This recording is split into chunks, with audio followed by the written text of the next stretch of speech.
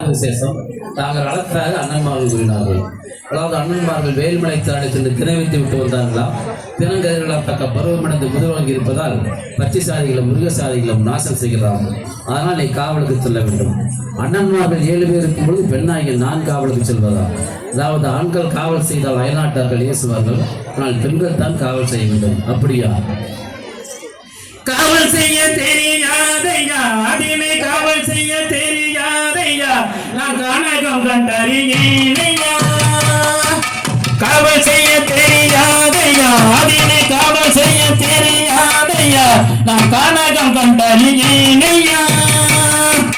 நெடிய தொழிமர் கூடவே, நெடிய தொழிமர் கூடவே, என் அடிகள் வரும் கூடியே.